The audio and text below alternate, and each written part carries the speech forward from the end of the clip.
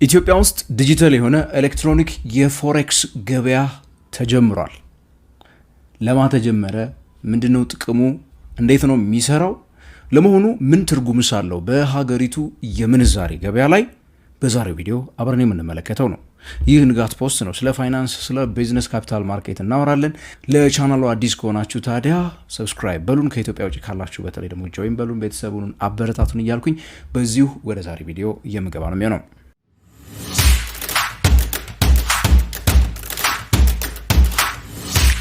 የኢትዮጵያው ብሔራዊ ባንክ በትናንትናው ዕለት በኢትዮጵያ ሴኩሪቲስ ኤክስቼንጅ ወይ ደግሞ በሰነደ ሙዓለ ንዋዮች ገበያ ጋር በመተባበር አዲስ ኤሌክትሮኒክ ትሬዲንግ ፕላትፎርም ይፋ አድርጓል። ይህም የፎሬክስ ትሬዲንግ ፕላትፎርም ነው። ይሁንና የፎሬክስ ትሬዲንግ ፕላትፎርሙ ለባንኮች ነው የወጣው። ማለትም በዚህ ገበያ ላይ በዚህ የፎሬክስ ትሬዲንግ ዲጂታል ፕላትፎርም ላይ የሚገበያዩት በሀገራችን ውስጥ የሚገኙት ወደ 31 የሚጠጉት የኮመርሻል ባንኮች ወይ ደግሞ የንግድ ባንኮች ብለን የምንጠራቸው አካላት የዶላር ግብይትን የሚያደርጉበት ገበያ ነው።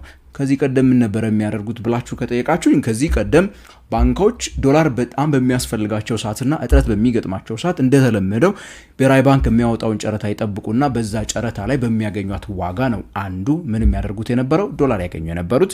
ሌላኛው ደግሞ እንደዚሁ ባልተማከለ መልኩ ወይ ደግሞ ማዕከላዊ ባልሆነ መልኩ ባንኮች እርስ በርሳቸው እየተደራደሩ ዶላርን ከሌሎች ባንኮች ካላቸው ባንኮች የሚገዙበትም ሂደት ነበረ። ይሄ እንግዲህ በጣም ግልጸኝነት የጎደለው በተለይ ዋጋን በመተመን ወይ ደግሞ በመገመት ላይ በጣም አዳጋች የነበረ ከባድ የነበረ አንዳንዶቹ ዶላሩ ያላቸው ባንኮች የሚጠቀሙበት ነበረ ማለት ነው።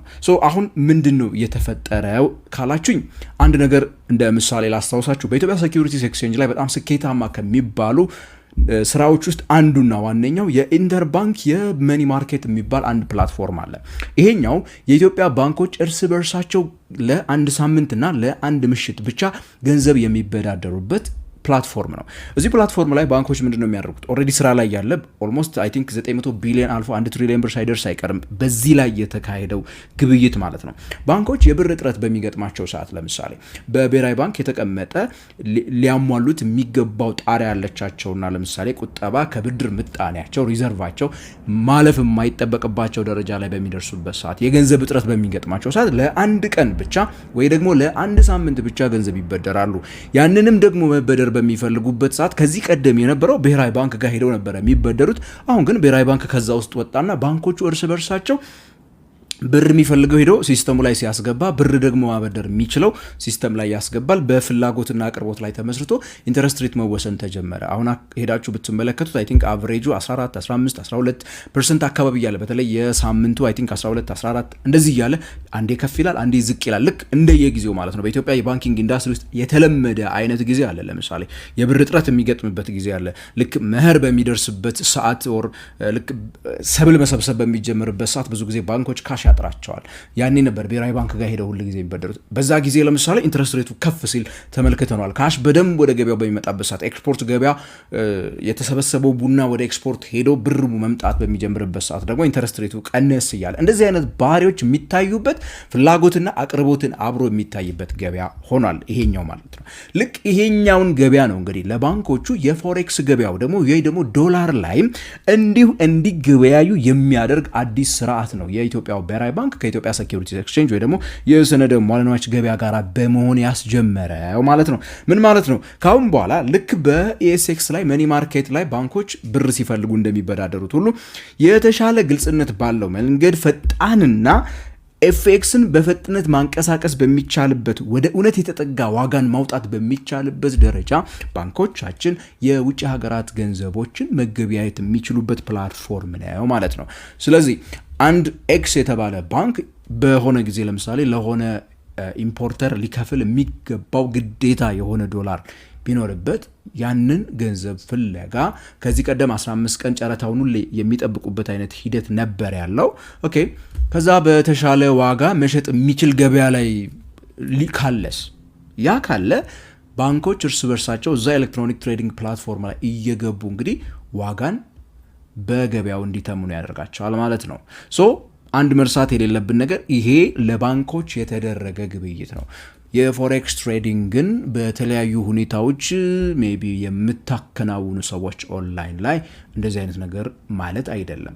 ሜቢ እንደ መሰረት ነው ልንል እንችላለን። ለወደፊት እየመጣ ላለው ነገር እንደ አዲስ ጅማሮዎች ውስጥ በኢትዮጵያ የፋይናንስ ኢንዱስትሪ ውስጥ አንድ ሌላ ትልቅና አዲስ ጅማሮ ነው ልልና ልወስደው እችላለሁ። ይሄ ማለት ግን ምን ማለት አይደለም የሚለውን ነገር ልንገራችሁ። ለግለሰቦች ምንም ትርጉም የለውም። ኦልሬዲ እንዳልኳችሁ ይሄ ማለት የዶላር እጥረትን ይፈታዋል ማለት አይደለም። እየተባለ ያለው ዶላሩ በዛ አይደለም። ፕላትፎርሙ ዶላር የሚፈጥር አይደለም። ይልቅስ ያለችውን ዶላር ግን ያቀላጥፋታል ነው። ባንኮች ዝም ብለው ይዘው ተቀምጠው ሻጭ በማያገኙበት ሰዓት ወይ በሚፈልጉት ዋጋ የሚገዛቸው ሰው በማያገኙበት ጊዜ የተሻለ ዋጋ ወደሚያወጣው ቦታ ሄደው እንዲሸጡ ያጡት እንዲገዙ የተሻለ እድል ይፈጥርላቸዋል። ሶ ዋጋን ኦልሞስት በየቀኑ ወር በየሳምንቱ የተሻለ እንዲያው ኢንዲኬቲቭ ሬቱንም ራሱ ማግኘት እንድንችል እድል ይሰጠናል ማለት ነው። በተለይ ልክ አሁን የብርን ምንገዛበት ዋጋ ማለትም የወለድ ምጣኔ የምትባለው ነገር ምን እንደሆነች ከዚህ በፊት ነግሬያችሁ ካወቁኝ የወለድ ምጣኔ ብርን የምንገዛበት ወይ ደግሞ ብርን አክሰስ የምናደርግበት የብር ማግኛ ኮስት ማለት ነችና ያ በኢንተርባንክ መኒ ማርኬቱ ላይ በብዛት ይታያል። ልክ ብሔራዊ ባንክ 15% አካባቢ ያለ ኢንዲኬቲቭ ሬቱ ከዛ በታች 14 13 ላይ ነው የምትጫወተው። ባንኮች እሷን ይዘው ነው ደግሞ ለሌላ ሰው የሚያበድሩት፣ እሷ ላይ አትርፈው ህዳጋቸውን ይዘው ማለት ነው። ሶ ይሄም ልክ እንደዛ አይነት ነገሮችን ሊያመጣ የሚችልበት እድል አለ ማለት ነው። በእርግጠኝነት ልክ ኤስኤክስ ላይ የሚደረጉ ግብይቶች በየሳምንቱ ምናምን ለምሳሌ መኒ ማርኬቱን ሪፖርት እንደሚያቀርበው ሁሉ ለዚህኛውም ያደርጋል ብለን እንጠብቃለን።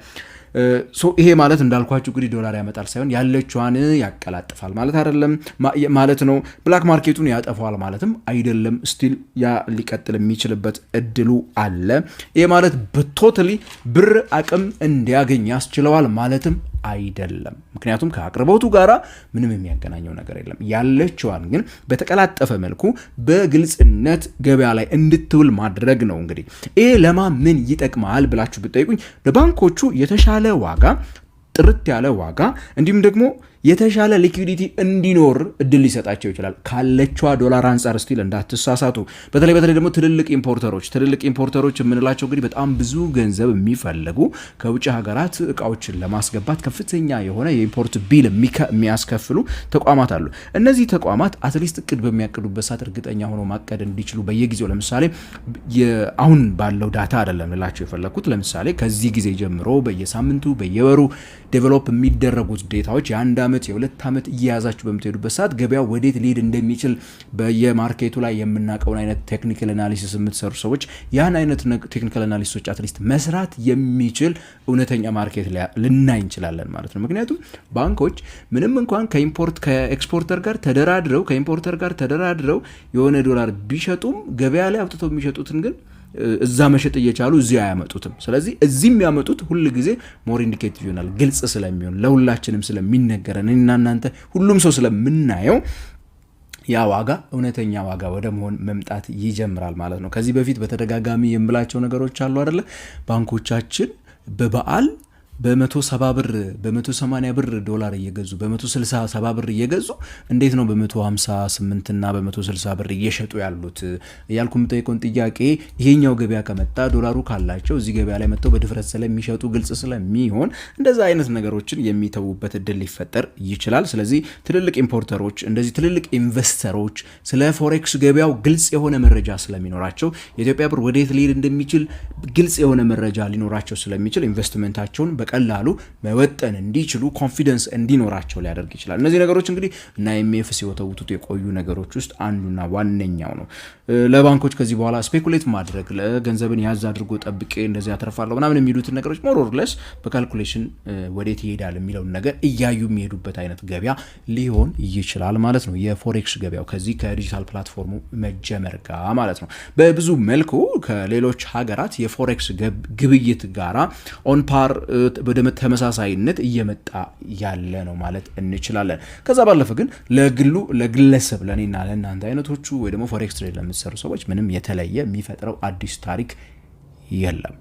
ይሄንን መረዳት ያስፈልጋል። በመሰረት ደረጃ ግን አዳዲስ መሰረቶችን እየጣለ ያለ ለወደፊት ግን ብዙ ነገሮችን ሜቢ እንግዲህ እዚሁ ላይ ነው እየተገነቡ የሚሄዱት ሌሎች ሀገሮች እንደጀመሩት እኛም ጋር እየተጀመሩ ያሉ ነገሮች ናቸውና ከዛ አንጻር ከወሰድነው ግን ጥሩ የሚባል እንትን ደግሞ ልንሰጠው እንችላለን፣ ክሬዲት ደግሞ ልንሰጠው እንችላለን ወደፊት ምን ይዞ ሊመጣ እንደሚችል ስለማናውቅ ማለት ነው። ስቲል ግን ያው የእኛ ሀገር የዶላር ጉዳይ at the end of the day አቅርቦት ላይ ይወሰናል። ከፍላጎታችን እስካልበለጠች ድረስ አቅርቦታችን ሁሌም ችግር ውስጥ መግባታችን የማይቀር ነው።